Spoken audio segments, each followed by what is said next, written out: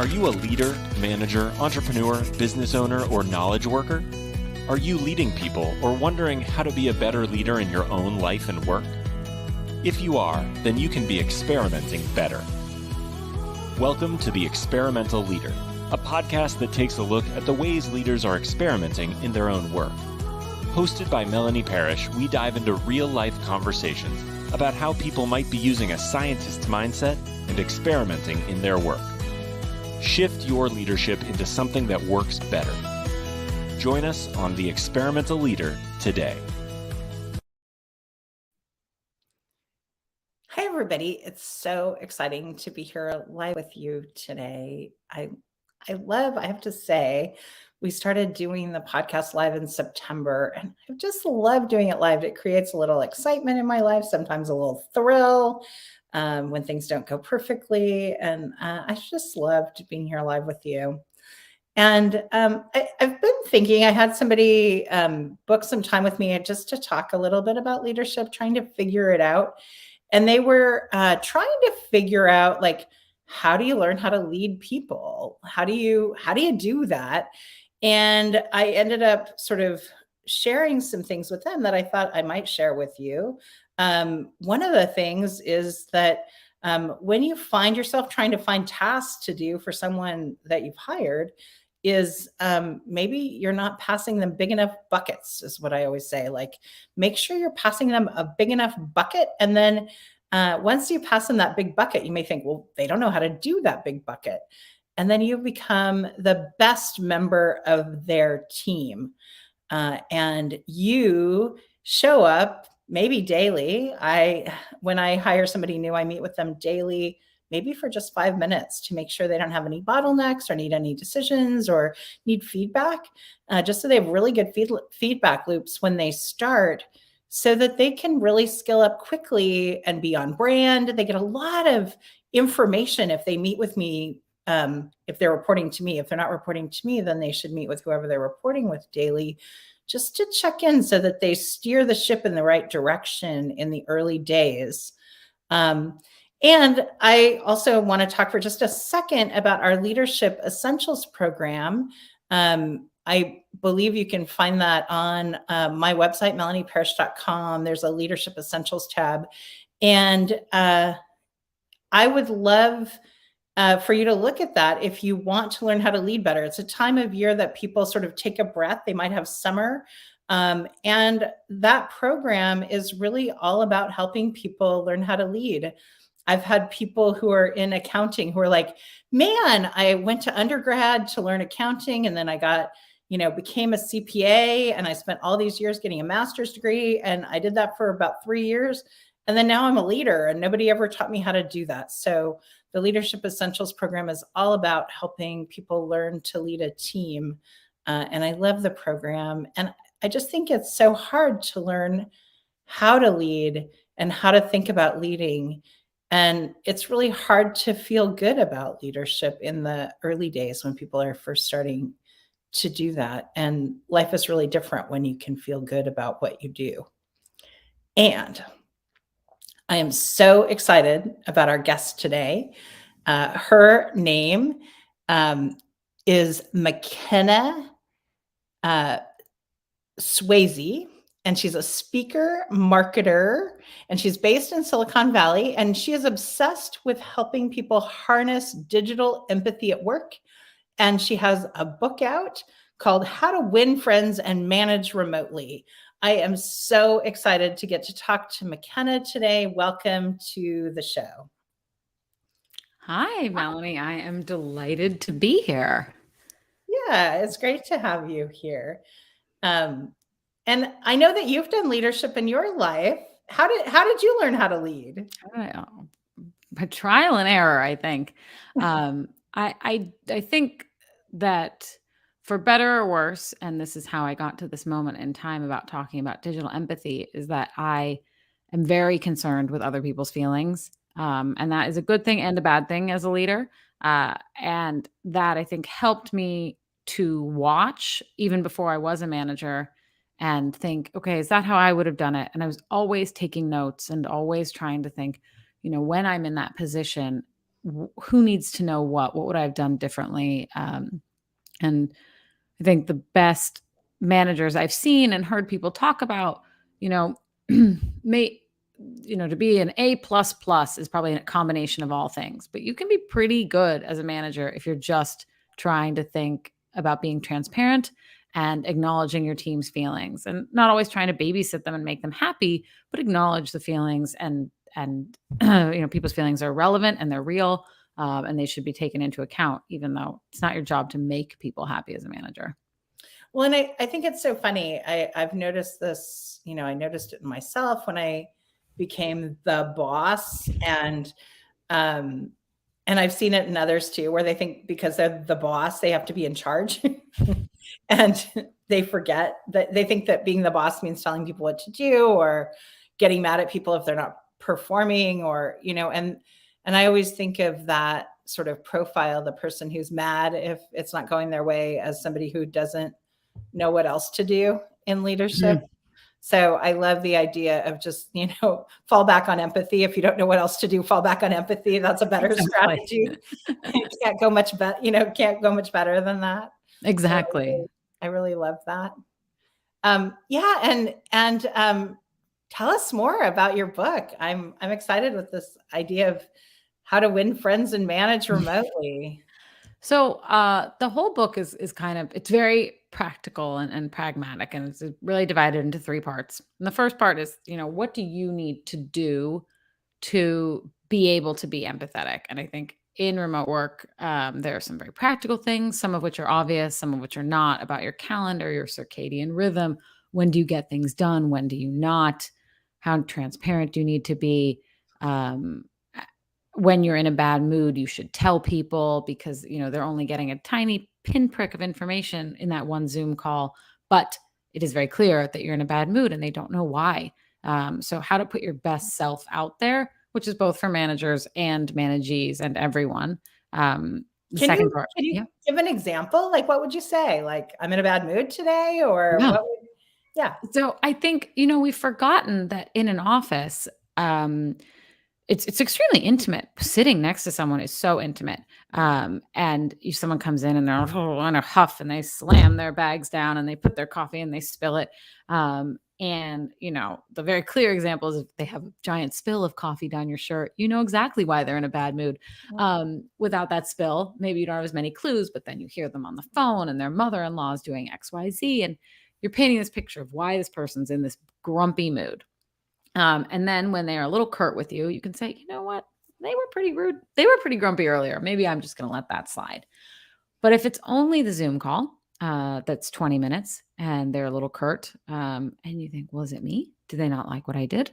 Is it something I should know about? Are we all being fired? I don't know. Obviously, you can tell that I'm like very worried about these things.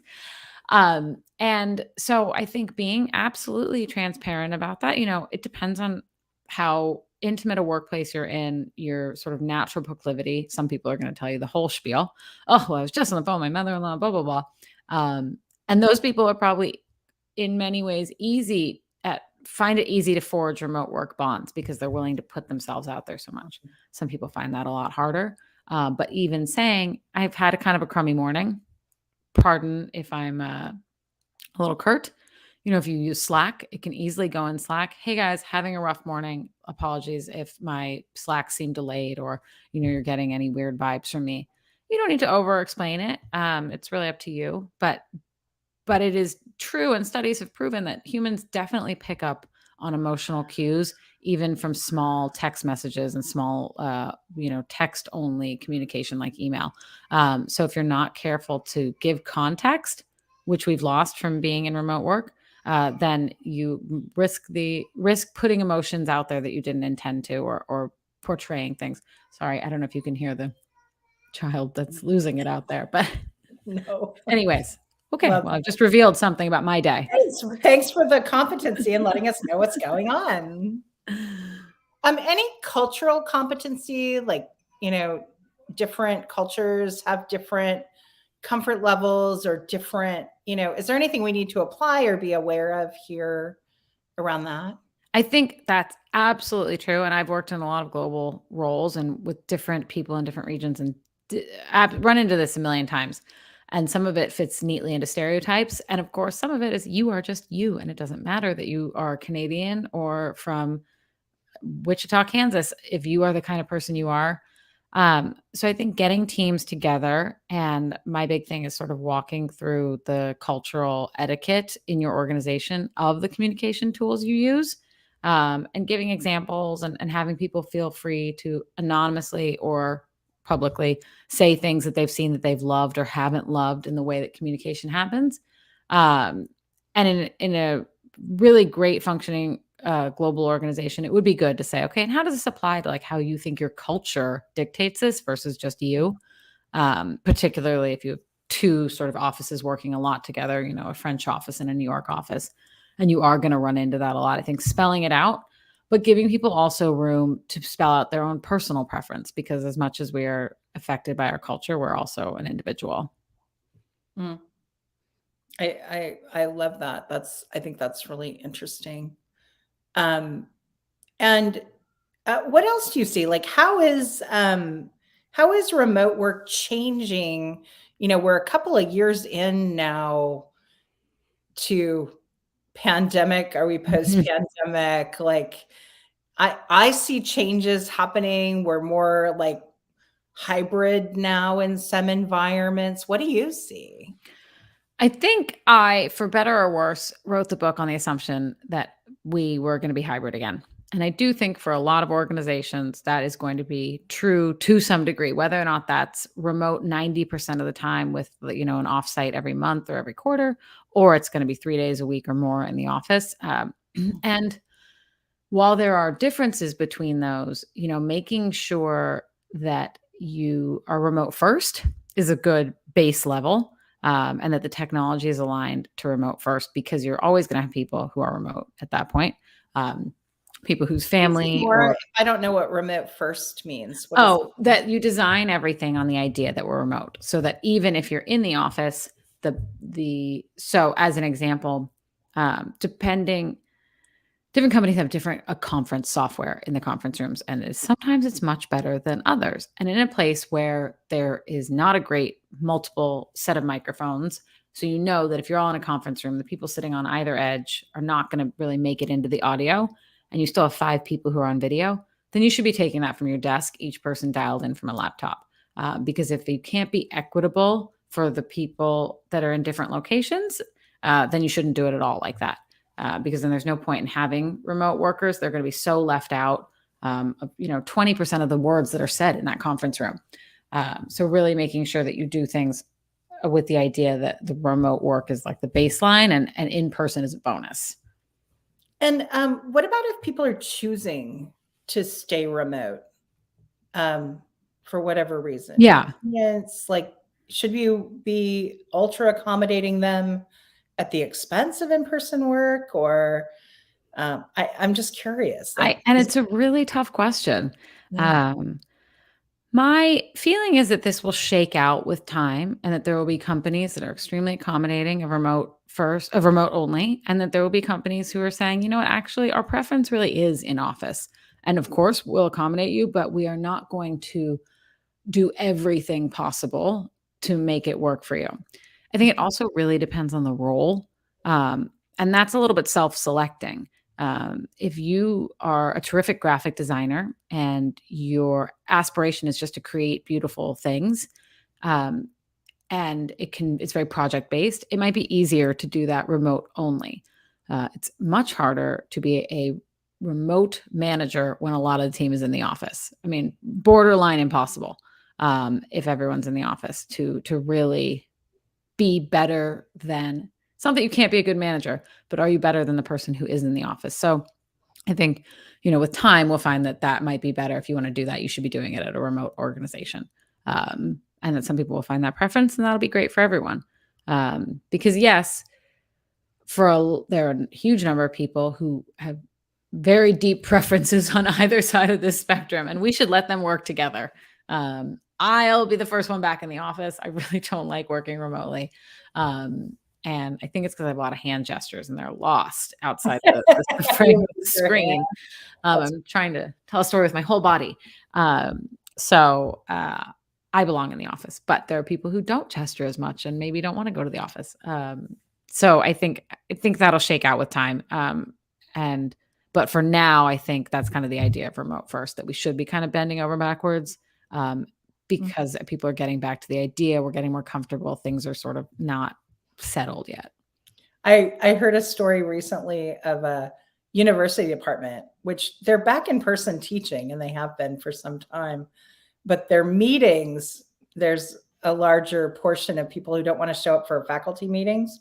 And so they've taken to ordering really enticing snacks so they can entice people back to the office, which I found sort of clever. I think we will need incentives in the short term, as a reminder of what you can get done and why it's worth giving up, not commuting, not wearing trousers, whatever. I love the word trousers. I lived in England for 7 years, so it's a very important distinction. That's a great word. Win friends. So I imagine there's play in this word, the win friends and manage remotely. But when we think of winning friends, what meaning do you attach to that phrase in your book?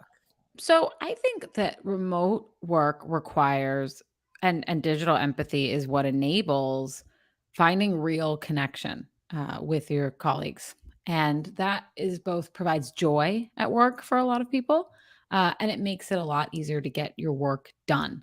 Miscommunications happen because people don't have the correct context.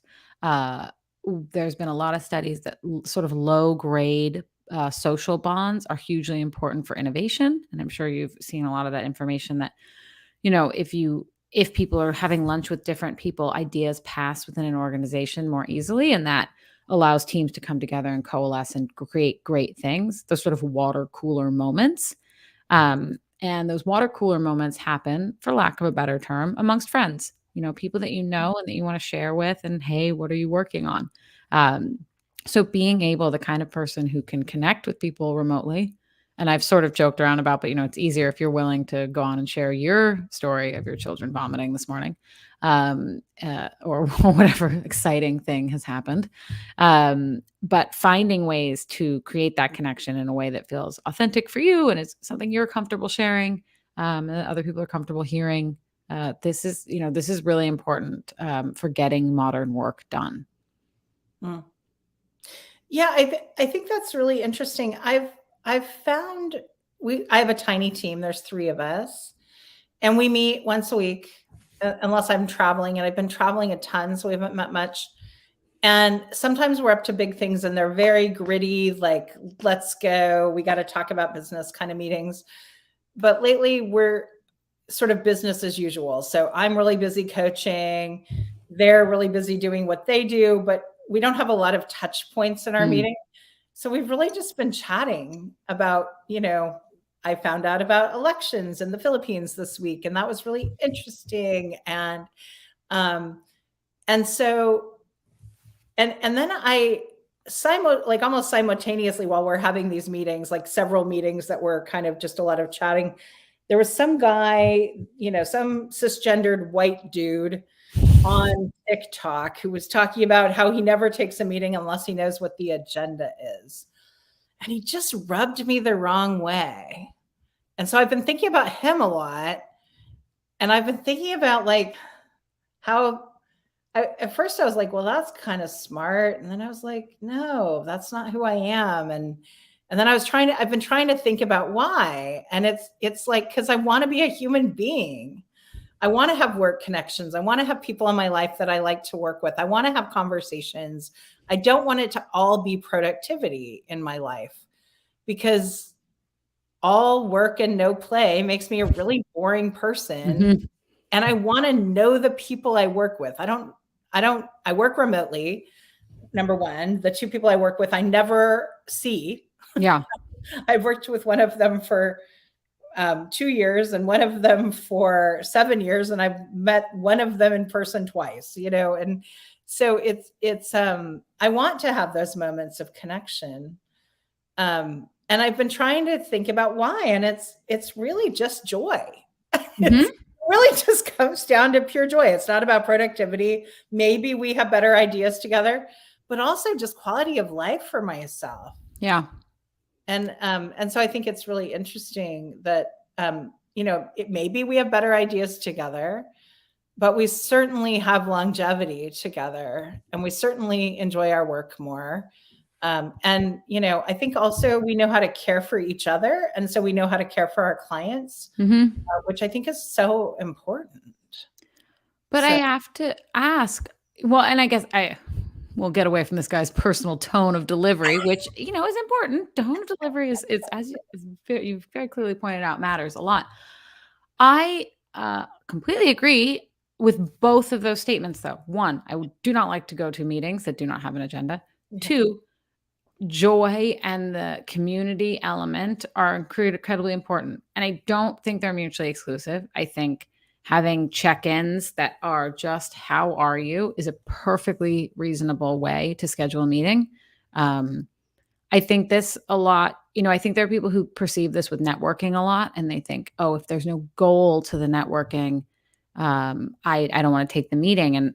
And whenever I have networking type calls, I just want to find out, how do you think about the thing that we're thinking about? What's your perspective? Who are you talking to? And that is my goal. And it's just, so what are you thinking? And maybe actually even with professional chit chat calls. So what are you thinking about what we're thinking about now? Which might be the elections in the Philippines. It might be this guy on TikTok, whatever. But I think being explicit, even when it's just, I say just, I should not have said that, even when it's social first, is important. And if it's not social first, the agenda thing is beyond the most critical point of meetings. Why are we here? What are we doing? And can we leave when we're done? Well, and it's interesting because I certainly wouldn't want someone to put themselves on my calendar that I didn't have a relationship with just to chit chat. So there's a short list of people who could put themselves on my calendar and go, so how you doing? Yeah. I want to know what the agenda was. See, you do want to know what the agenda is. Well, I mean, my first response was, oh, that's cool. And then my second response was, oh, maybe not. So there is, I have ambivalence there. I'm with you. I agree with you. It's like, yes, and I don't want to just be that person. Exactly. And that's, we've lost so much of that by chance meetings. I talk a lot about feedback and how to give feedback in a virtual environment, because if you and I are in a meeting and you give a presentation, and let's just say I'm your manager, and 90% is great, but there's some key things I thought could be better. If we walk out of the meeting together and I say, that was great, next time let's redo slides 33 and 34. I think we could hit them differently. And then later in our one-on-one, we sort of come back to what we can do better. That is a low, what's the term I'm looking for? I'm not getting your fear response up, because it's quick, it's intimate, and it doesn't hold a lot of weight. If I schedule a meeting for you right after the meeting and I just put agenda, discuss presentation from this morning, you're going to be like, oh, what does that mean? What does that mean? It's completely without context. What went wrong? Our assumption is, in the absence of information, our assumption is negative information. Yeah. And so we lack that quick, easy freedom. And you can only do it often by a text. And so then when you're sending a Slack, that's a whole level of intimacy, less intimacy, not a great way to give feedback often, depending on, how sensitive it is. So that on the fly chit chat, back to the water cooler moments. You have to schedule those water cooler moments. We have to water cooler moment for 15 minutes a week, or else we won't do it. Yeah, I miss all those little ad hoc conversations. I went to church this weekend. I'm a Unitarian, so it's not very serious. It's low key church. We don't even have coffee hour. Isn't that the point of church? Coffee and then hour? we leave, and it's oh, okay. So it's not even good coffee hour. No. It's all those moments. I'm hoping we gather those moments again soon. And I think one thing I would love to see, and I think they are building one sort of near where I live, is that even someone else's office, even let's not say WeWork, but a group office is nice, where you go and you sit in a cubby next to people that you kind of know. And even if you're not working together, you can walk out and get coffee and how are you? And how are the kids? How's the dog? What are you doing for Mother's Day? Whatever. That I hope to see more of that. I do think that work from home for people who live in sort of suburban environments is unnecessary. You can have places where you can go and work where that might have a quick and easy commute. Yeah, I've been working at home for 20 years, so. But some people self-select. I feel like I've worked from home, but I've never worked from home so much as I worked from home. You know, I did a lot more like go and work a day with a client. Exactly. There, and I've done so little of that the last 2 years. Like I miss that. I miss the team day. I've done team days, but they've been on, virtual. And so I've missed that work, that sort of being with team, being in that environment.